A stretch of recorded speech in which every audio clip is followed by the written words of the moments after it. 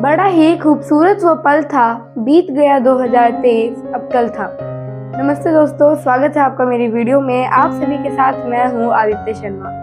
तो चलिए बात करते हैं 2023 के उन 5 बड़े इवेंट्स की जिन्होंने हमें जीना सिखा दिया। 5 ऐसी घटनाएं जो याद करते रहना चाहिए ताकि आपकी लाइफ में पॉजिटिविटी का परसेंटेज बढ़ जाए। आइए शुरू करते हैं 5 लर्निंग फ्रॉम 2023। 5 बड़ी घटनाएं एक एक करके आपको बताता हूँ। सबसे पहले 2023 की वो 23वीं तारीख की बात करता हूँ जो अगस्त के महीने में आई थी और शाम होते होते पूरा हिंदुस्तान झूम गया था क्योंकि चांद के साउथ पोल पर हमने लैंडिंग की थी। चंद्रयान 3 वहां पहुंच गया था। 14 जुलाई को श्रीहरिकोटा से वो लॉन्च हुआ था। 23 अगस्त 2023 को सक्सेसफुली उसने लैंड किया। चंद्रयान 3 ने चंद्रमा के साउथ पोल पर ऐसा करने वाला भारत पहला देश बना और चंद्रमा पर लैंडिंग करने वाला चौथा देश बना। ये घटना जो घटी चंद्रयान 3 की सक्सेसफुल जो लैंडिंग हुई, ये इवेंट बताता है कि जीवन में कुछ भी संभव है बशर्ते आप उम्मीद का साथ ना छोड़ दो। क्योंकि चंद्रयान 2 चंद्रयान 1 से हमें इतनी सक्सेस मिल नहीं पाई जो चंद्रयान 3 ने दिला दी। आखिरकार हमने कमाल करके दिखाया। हमारे इसरो का पूरी दुनिया ने लोहा माना और पूरी दुनिया ने कहा कि भारत में सबसे कोस्ट इफेक्टिव स्पेस मिशन जो है वो चलाए जा रहे हैं। चंद्रयान 3 का खर्चा जो है वो कई सारी बड़ी मूवीज के बजट से भी कम था। दूसरी बात जो 2023 ने हमें सिखाई कि आपकी मेहनत कभी भी खाली नहीं जाती। अगर आप कड़ी मेहनत करते रहें तो हार्डवर्क करते रहेंगे अगर आप, तो आप फोकस चलेंगे और फोकस अगर आप रहेंगे तो आपकी लाइफ जो है वो बाउंस बैक कर सकती है।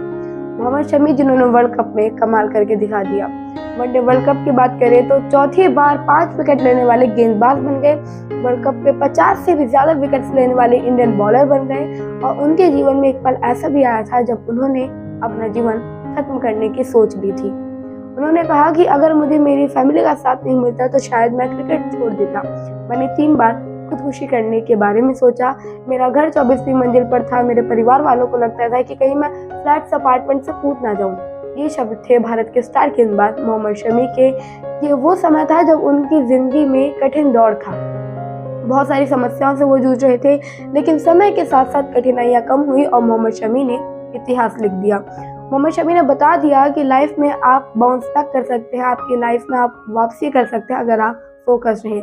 कमाल की बात यह है कि वर्ल्ड कप 2023 की शुरुआत में उन्हें मौका ही नहीं मिला खेलने का, लेकिन जैसे ही वो फाइनली मैच उनको खिलाए गए, प्लेइंग 11 का वो हिस्सा बने, उन्हें पहले खिलाते तो शायद रिकॉर्ड जो है वो और बड़ा हो जाता। मोहम्मद शमी ने कहा कि वो देशवासियों के लिए खेलते हैं, वो देश के लिए खेलते, देशवासियों के प्रेम के लिए खेलते हैं और 2023 के वर्ल्ड कप के चाहे हम जीत नहीं पाए लेकिन स्टार का नाम है मोहम्मद शमी। तीसरी बड़ी घटना जो सिखाती है 2023 की कि जीवन में कभी गिव अप मत करना। सुबह 5:30 बजे उत्तरकाशी में नवंबर 12 को टनल का एक हिस्सा जो था वो धंस गया। करीब 60 मीटर तक मलबा फैल गया और टनल से बाहर निकलने का रास्ता अंदर से ब्लॉक हो गया। 41 मजदूर अंदर फंस गए। इसके तुरंत बाद रेस्क्यू ऑपरेशन शुरू कर दिया गया।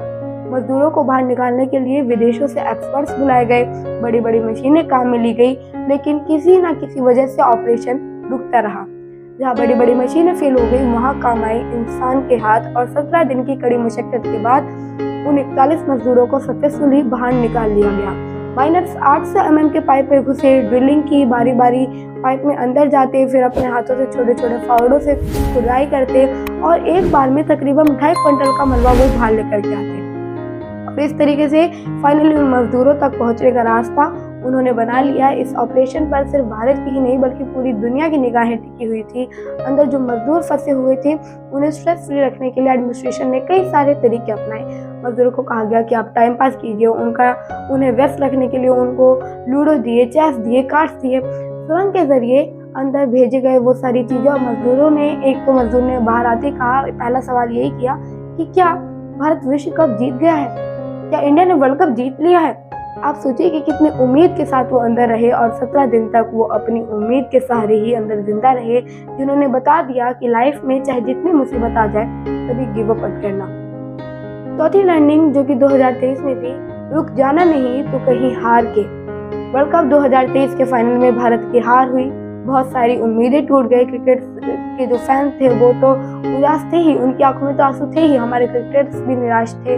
जब मैदान से बाहर जा रहे थे तो रोहित शर्मा की आंख में आंसू थे और इसी हार से भारतीय फैंस को याद आ गया 2003 का वो वर्ल्ड कप जहां ऑस्ट्रेलिया ने हमें हराया था, और 2023 में भी उन्होंने वही किया। कहा गया कि फाइनल में हमने स्लो पिच की मांग की थी और उसी की वजह से हम वो मैच हार गए, और शायद से हमने उसकी डिमांड की थी।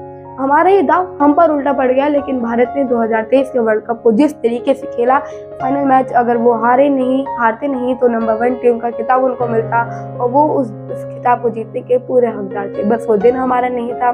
जो मैच का उस मैच में भारत की उम्मीदें धराशायी हो गई।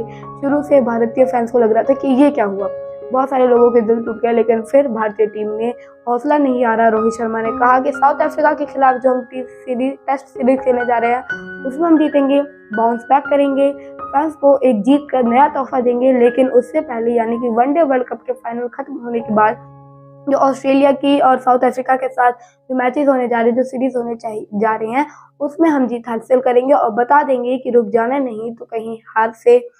46 दिन का वर्ल्ड कप था, जिसमें से 45 दिन भारत चैंपियन रहा और हमने चैंपियंस की तरह खेल करके दिखाया। कुल मिलाकर के कहने का मतलब ये है कि अगर कोई एक हार आ भी जाए तो दिल छोटा मत कीजिए, मन को निराश मत कीजिए।